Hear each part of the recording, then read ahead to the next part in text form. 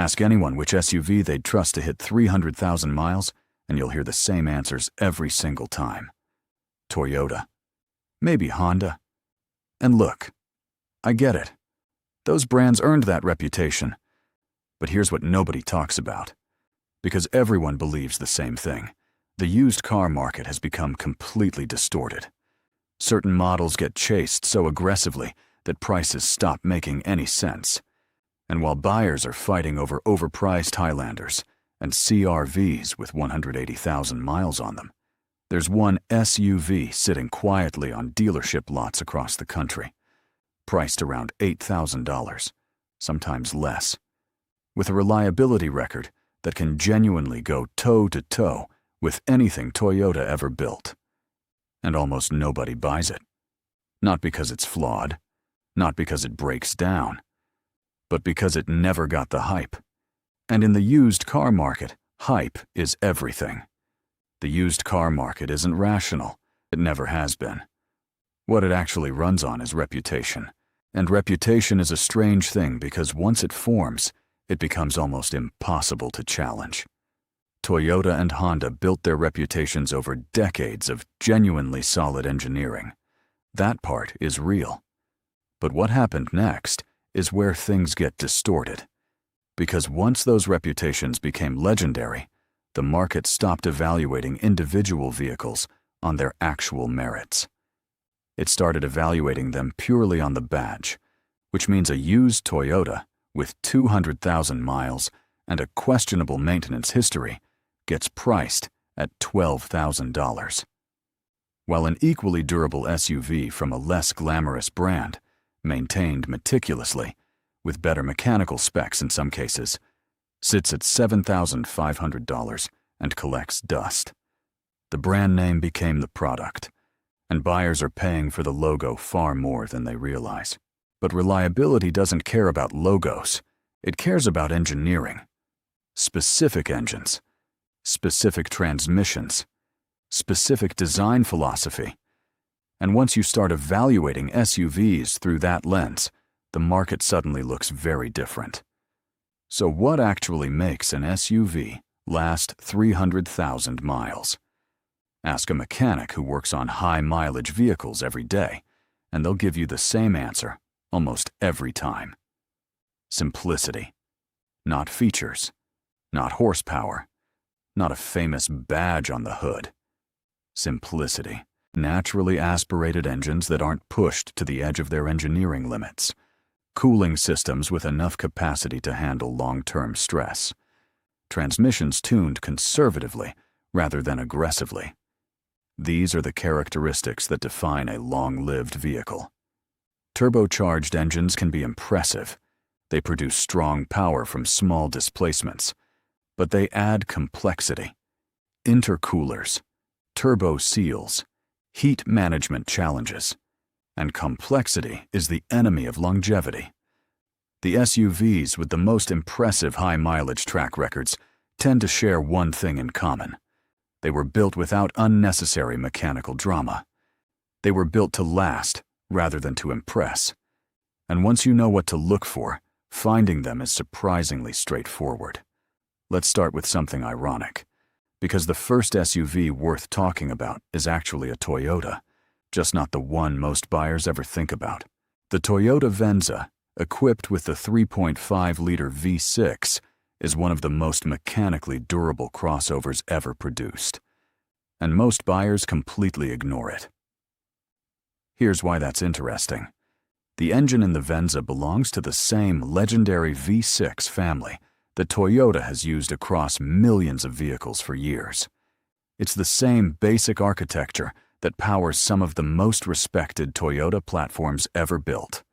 Smooth, understressed, conservative. The kind of engine that just keeps running. The reason the Venza stayed off most people's radar is simple. It was never marketed as a rugged off-road machine. It was positioned as a comfortable crossover, which meant it never built that enthusiast following. No forerunner cult. No wilderness adventure imagery. Just a reliable, well-engineered vehicle that Toyota sold quietly and buyers ignored enthusiastically. Many Venza examples with the V6 routinely push past 250,000 miles with nothing beyond routine maintenance. And yet you can find them today for somewhere around $7,000 to $9,000. That gap between actual durability and market price is the entire point of this conversation. Moving up the list, the next vehicle surprises people for a completely different reason. The Lincoln MKX from 2011 to 2015, specifically the version equipped with the 3.7-liter Cyclone V6. The moment most buyers hear Lincoln, they start calculating dealer bills and specialty parts and expensive service intervals. And that assumption keeps the price low, which is exactly where the opportunity lives, because mechanically, the MKX is not an exotic vehicle. The Cyclone V6 was part of Ford's engine family during a period when Ford invested heavily in improving long-term reliability. It's naturally aspirated. It produces strong torque across a wide range, and it was used across multiple Ford and Lincoln platforms simultaneously, which means parts availability is genuinely excellent. Nothing about servicing this engine requires specialist knowledge or boutique pricing. It shares components with vehicles that any competent mechanic works on regularly. The result is a full luxury crossover, comfortable interior, composed ride, premium features, capable of extremely high mileage. Selling for under $8,000 because the badge makes buyers nervous. That nervousness is irrational, and it's costing the people who follow it thousands of dollars. Now here's where things get genuinely interesting from an engineering standpoint.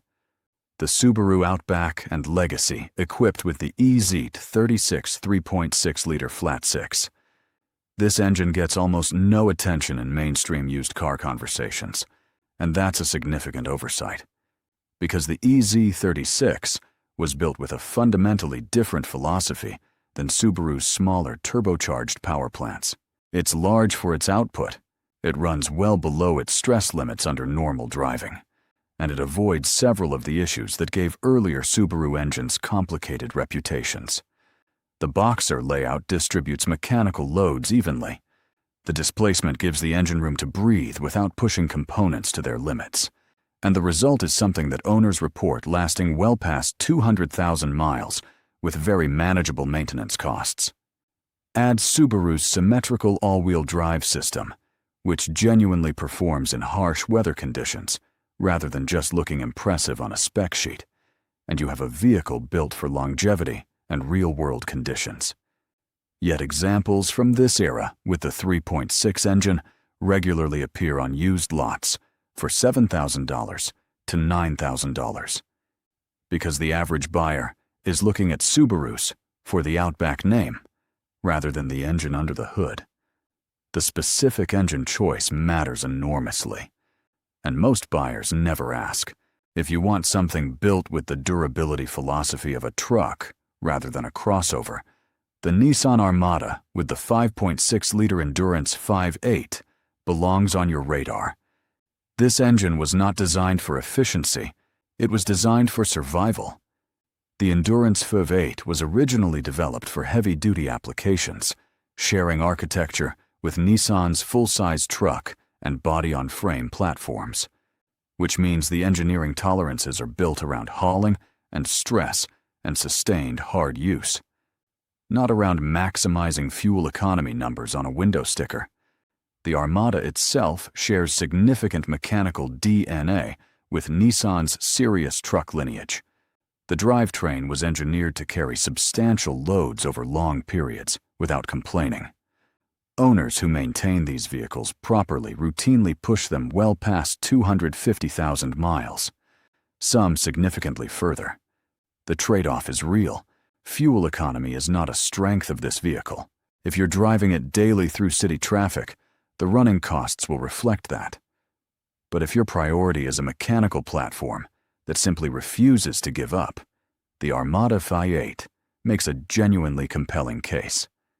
And because most buyers associate large V8 SUVs with high fuel costs and walk away, Used prices stay surprisingly accessible for what you're actually getting underneath.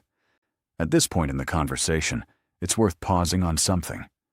Because a pattern has been building throughout everything discussed so far, none of these vehicles carry the hype that certain Toyota or Honda models carry. None of them were ever lifestyle icons. None of them were the vehicle everyone wanted to be seen driving. And that's not a coincidence. That's the mechanism. The used car market rewards perception. It rewards recognition. It rewards the vehicle that appeared in the right advertisements and got featured in the right reviews during the right cultural moment. And vehicles that missed that window, regardless of how well they were actually built, get priced by a market that simply isn't paying attention to them. Which means the gap between what these vehicles actually are mechanically and what the market charges for them is not a flaw in the vehicles. It's a flaw in the market. And that flaw is an opportunity. The Ford Edge equipped with the 3.5-liter Duratec V6 is one of the most underappreciated crossovers of the entire 2010s decade. The Duratec engine family has powered an enormous number of vehicles across Ford's lineup over many years. It's not exotic. It's not turbocharged.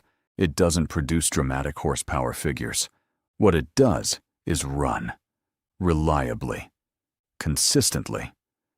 With the kind of predictability that mechanics actually prefer working on because the failure patterns are well understood and the repair procedures are straightforward. Many experienced mechanics consider the Duratec V6 one of Ford's most dependable engine families. The Edge wraps that engine in a comfortable, practical crossover package with legitimate interior space and a composed highway ride. It was never the most exciting vehicle in its segment.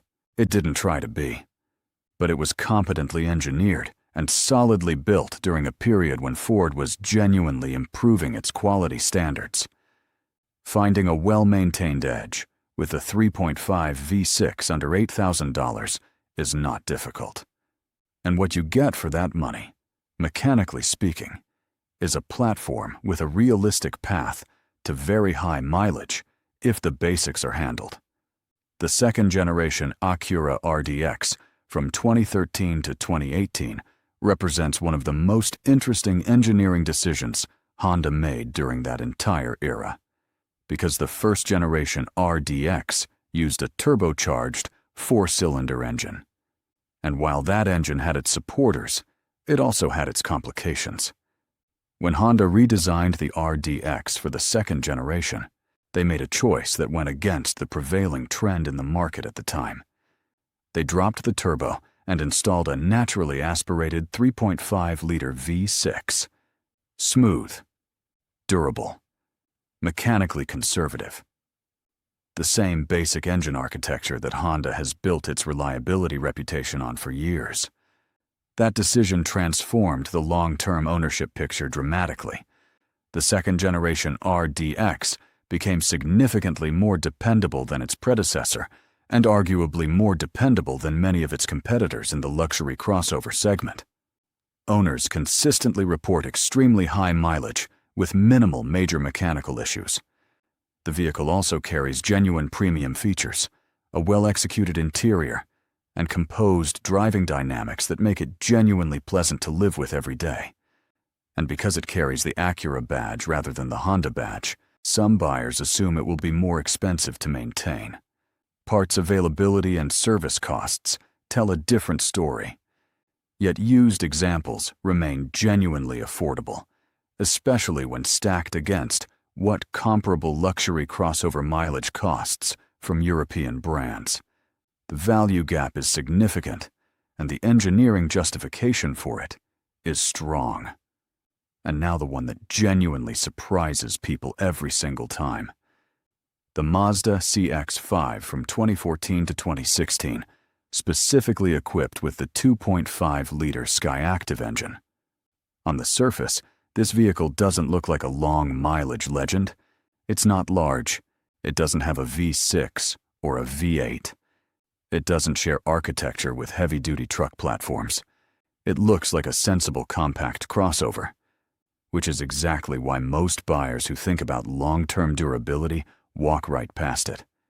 And that's a significant mistake, because Mazda's Skyactiv engineering program was built around a very specific philosophy. Maximize efficiency and durability simultaneously by getting the fundamentals of combustion right, rather than adding complexity to compensate for inefficiency. The 2.5-liter Skyactiv engine uses a high compression ratio relative to its displacement. But rather than using that compression to chase power numbers, Mazda used it to improve thermal efficiency and reduce mechanical stress at normal operating loads. The result is an engine that runs below its stress ceiling during everyday driving, which is exactly the condition that produces exceptional longevity.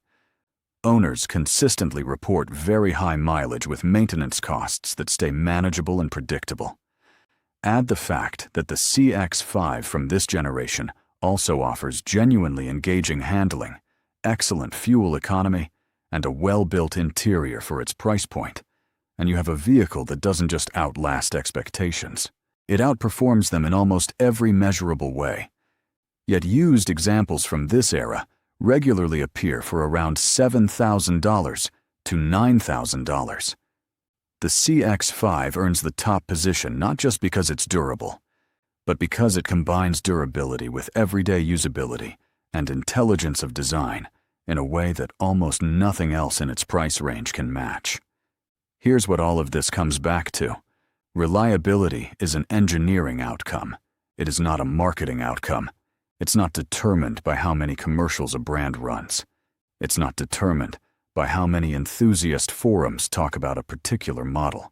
It's determined by specific mechanical decisions made by specific engineers during specific development programs. The used car market frequently gets this completely backwards. It prices vehicles based on cultural perception rather than mechanical reality. And that disconnect creates situations where genuinely durable, well-engineered vehicles sit underpriced and overlooked, while less impressive alternatives command premiums purely because of badge recognition. Understanding that gap is not a complex insight, but acting on it requires something most buyers find genuinely difficult. It requires looking past what everyone else is looking at. Most buyers follow the crowd without realizing they're doing it. They search for the same brands, the same models, the same names that appear in every conversation about reliability. And because of that collective behavior, they end up paying prices that the market has inflated far beyond what the engineering actually justifies. That's not a criticism, it's a pattern. And patterns can be changed once you recognize them. Because the SUVs discussed here are not compromises. They are not second choices for buyers who couldn't afford something better. They are genuinely durable, well-engineered vehicles that the market has mispriced because perception drifted away from reality. The buyer who understands that walks onto a used car lot with a completely different set of questions. Not which brand has the best reputation, but which specific engine has the best track record. Which design philosophy prioritizes longevity? Which vehicle's market price has fallen furthest below what it actually deserves? Those questions lead somewhere very different from where most buyers end up. And where they lead is to $8,000 vehicles that can genuinely outlast what the crowd is paying $15,000 for. The engineering doesn't lie. The market does.